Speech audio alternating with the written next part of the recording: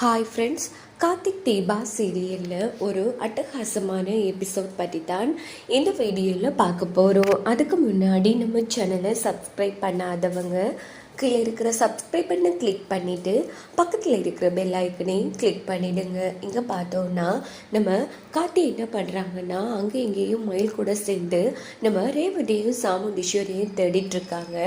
இன்னொரு பக்கம் பார்த்தோன்னா அந்த ரவுடி ஒருத்தன் நம்ம ரேவதியோட செயினை எடுத்துகிட்டு அவங்க பொண்ணுக்கு போட்டு விட்டுருப்பான். ஸோ அந்த பொண்ணை பார்த்தோன்னா அவள் பாட்டுக்கு ரோட்டில் விளையாடிட்டு இருக்கா. அதே வழியால் தான் நம்ம காட்டியும் மயிலும் வராங்க. அங்கே பார்த்தோன்னா அந்த பொண்ணு விளையாடும் போது அந்த பொண்ணு களத்தில் இருக்கிற செயினை காட்டி பார்க்குறாங்க. பார்த்துட்டு உடனே வண்டியை நிப்பாட்டிடுறாங்க. அப்போ மயிலோடி எப்பா சகலை எதுக்குப்பா வண்டியை நிப்பாட்டினா அப்படின்னதோ ஒரு நிமிஷம் அப்படின்னுட்டு வண்டியை விட்டு இறங்கி நேராக அந்த பாப்பா கிட்ட வராங்க. பாப்பா இங்கே வாமா. ஆமாம், இந்த செயின் எது அப்படின்னதும் அதுவா இன்னைக்கு எங்கள் அப்பா எனக்கு ஆசையாக வாங்கி போட்டு விட்டாரு, நீங்கள் முதல்ல அந்த செயினை விடுங்க அப்படின்னு போதும் உடனே அந்த இடத்துக்கு அந்த பாப்பாவோட அம்மா வராங்க. சார் என்ன சார் பண்ணிட்டுருக்கீங்க, என்ன செயினை திருடுறீங்களா அப்படின்னு கார்த்தி கேட்டதும் ஏமா உங்கள் புருஷனுங்க அப்படின்னு கார்த்திக் கேட்குறாங்க. எதுக்கு சார், ஏன் கேட்குறீங்க அப்படின்னதும் இங்கே பாருங்கள், இந்த செயினை உங்கள் புருஷன் தான் உங்கள் பொண்ணுக்கு போட்டு விட்டாரா அப்படின்னதும் ஆமாம் சார், இன்னைக்கு என் பொண்ணுக்கு ஆசையாக அவர் சம்பாதிச்சதா சொல்லி வாங்கிட்டு போட்டு விட்டாரு அப்படின்னதும் உடனே மயில் சகலைக்கிட்டே என்ன ஆச்சுப்பா சகலை, நீ எதுக்கு அவங்கக்கிட்ட இதெல்லாம் போய் விசாரிச்சிட்ருக்கா அப்படின்னதும் ஒருத்தனுங்க கொஞ்சம் ரவுடிங்க என்ன தாக்கலான்னு வந்தானுங்க. அப்போ அவனுங்க கூட சண்டை போட்டுட்டு இருந்தேன். அந்த இடத்துக்கு ரேவதியும் வந்தா. அப்போ அவளோட செயின் தொலைஞ்சு போச்சு.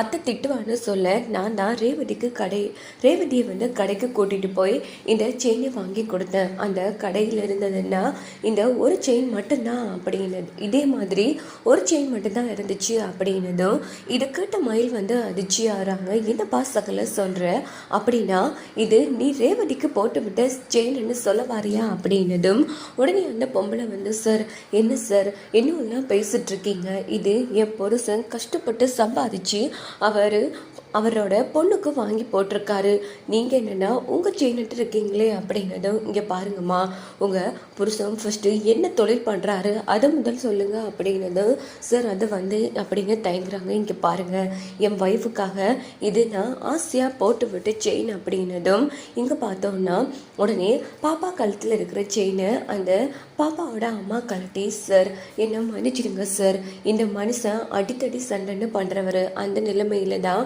உங்கள் ஒய்ஃபோட செயினை திருடிட்டு வந்திருக்கான் போல இருக்கு, இந்த பாவம் எங்களுக்கு வேணாம், இந்தாங்க சார் உங்கள் செயினை நீங்களே வச்சுக்கோங்க அப்படின்னு பாப்பா கழுத்தில் கிடந்த செயினை கழட்டி அந்த லேடி கார்த்திக் கையில் கொடுக்குறாங்க. உடனே கார்த்தி எனக்கு ஒரு ஹெல்ப் பண்ண முடியுமா, என் ஒய்ஃபையும் அத்தையும் காணோம், இதில் உங்கள் புருஷனுக்கும் சம்மந்தம் இருக்குது, அவர் எங்கே போயிருக்காருன்னு தெரியுமா அப்படின்னதும் அவர் பாருக்கு போயிருக்காரு அப்படின்னு அந்த லேடி சொல்கிறாங்க.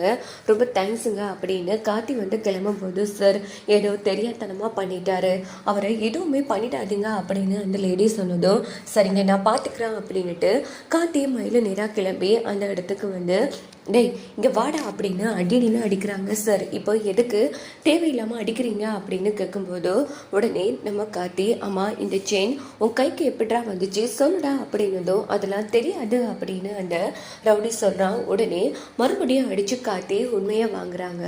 அப்போ அந்த ரவுடியும் சிவனாண்டியும் ஒத்து வேலைன்னா இப்படி வெளிநாட்டில் இருந்து டானிங்கிற ஒருத்தனை வரவழைச்சு நம்ம சாமுண்டீஸ்வரி ரேவதியை கடத்தி செங்கல் சூளையில் எப்படி பண்ண போகிறாங்கங்கிற விஷயத்த சொல்லிடுறான். இது கேட்டு நம்ம கார்த்தியும் மயிலும் செம அதிர்ச்சி ஆகிறாங்க. என்னடா சொல்கிற, ஆமாம் சார் எனக்கு இதுக்கும் எந்த சம்மந்தமும் கிடையாது, ஏதோ பணத்துக்கு ஆசைப்பட்டு செஞ்சுட்டு என்ன மன்னிச்சிடுங்க அப்படின்னதும் ஏப்பா சகலை இன்னும் கொஞ்சம் நேரத்தால் அங்கே தீ மூட்டிடுவாங்க, வாப்பா கிளம்பலாம் அப்படின்னுட்டு உடனே கார்த்தி மயிலும் செங்கல் சோலைக்கு கிளம்புறாங்க. இங்கே பார்த்தோம்னா அந்த ரவுடி நம்ம கார்த்திக்கிட்ட சொன்ன அத்தனை விஷயத்தையும் சிவனாண்டிக்கிட்டேயும் முத்துவேலுக்கிட்டேயும் ஃபோன் போட்டு சொல்லிடுறாங்க.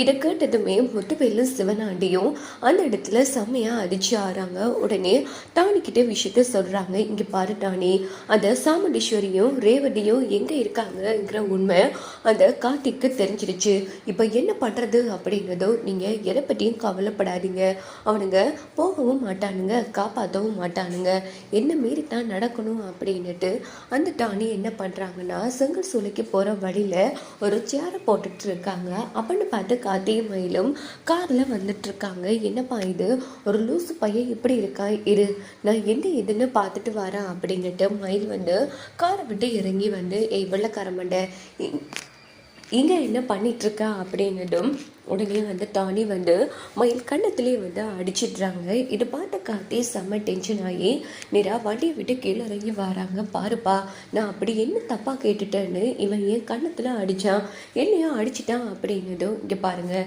இப்போ எதுக்கு அவரை அடிச்சிங்க அப்படின்னதும் உடனே டானி கார்த்தியையும் அடிக்கிறாங்க. பார்த்தோம்னா உடனே கார்த்தி வந்து டானி கூட சண்டை போட ஆரம்பிக்கிறாங்க.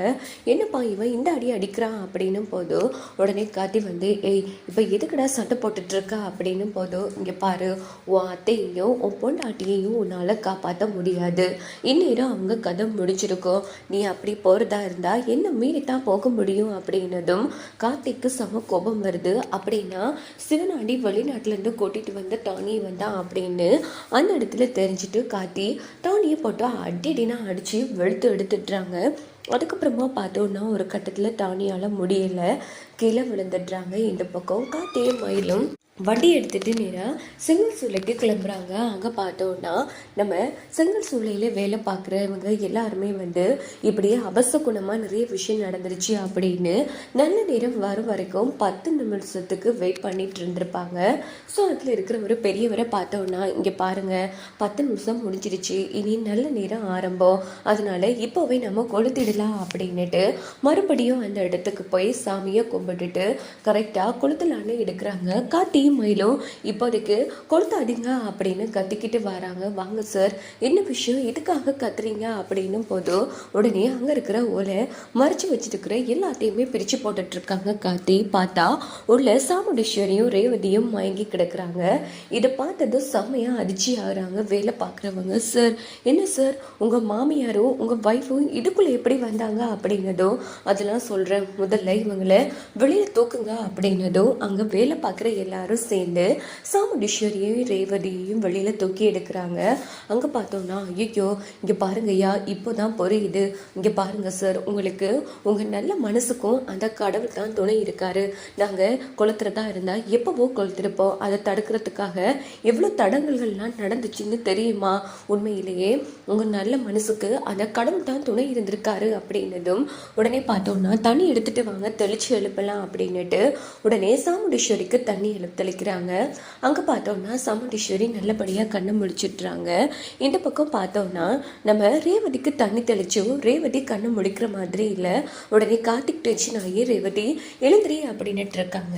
இதை பார்த்து சாமுண்டீஸ்வரி செம அதிர்ச்சி ஆகி ஏய் என் பொண்ணை என்னடா பண்ணிட்டு இருக்க, விட்றா அப்படின்னு சொல்லி ரேவதி கிட்ட வந்து நம்ம கார்த்தியை நெருங்க விடாமல் பண்ணிட்டு இருக்காங்க சாமுண்டீஸ்வரி. அத்தை இதில் நீங்கள் கோபப்பட வேண்டிய அவசியம் கிடையாது, ரேவதி கண் முழிக்கவே மாட்டேங்கிறா அப்படின்னதும் அதை நான் பார்த்துக்கிறேன், நாங்கள் எப்படி இங்கே வந்தோம் அப்படின்னதும் உடனே வேலை பார்க்குற எல்லாரும் இங்கே பாருங்கம்மா, உங்கள் 2 பேரையும் நாங்கள் இதுக்குள்ளேயே கொளுத்திருப்போம், நல்ல வேலை தம்பி சரியான டைமுக்கு வந்து காப்பாற்றிட்டாரு, இல்லைன்னா உங்கள் 2 பேரையும் உயிரோடவே பார்த்துருக்க முடியாது அப்படின்னும் போது என்ன சொல்கிறீங்க, ஆமாம்மா யாரோ படுபாவி உங்கள் 2 பேரையும் கடத்திட்டு வந்து இதுக்குள்ளே மறைச்சி வச்சிருக்கான், அதெல்லாம் எங்களுக்கு தெரியாது, நல்ல வேலை இந்த தம்பி தான் சரியான டைம் வந்து காப்பாற்றிட்டாரு அப்படின்னதும் இதுக்கிட்ட சாமுண்டீஸ்வரி அதிர்ச்சி ஆறாங்க. உடனே மயில் வந்து ஆமா அத்தை, வீட்டில் எல்லாருமே ரொம்ப பதட்டமாக இருந்துட்டு இருக்காங்க, நானும் சகலையும் உங்களை தேடாத இடம் இல்லை, அந்த வெளிநாட்டு வெள்ளைக்காரனை வரவழைச்சி தான் இப்படியெல்லாம் அந்த சிவனாண்டி பண்ணியிருக்கான் அப்படின்னதும்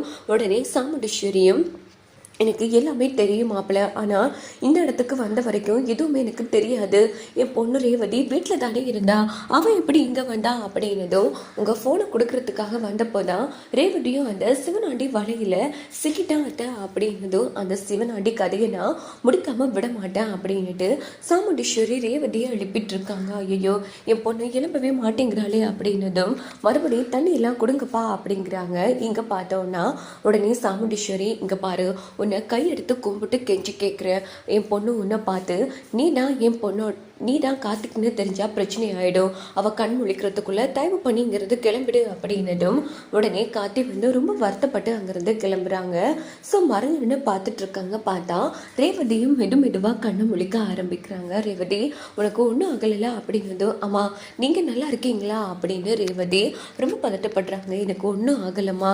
சரிங்க அத்தை, முதல்ல வாங்க வீட்டுக்கு போகலாம் அப்படின்னுட்டு மயில் வந்து நம்ம சாமுண்டீஸ்வரியையும் ரேவதியும் கூட்டிட்டு போறாங்க.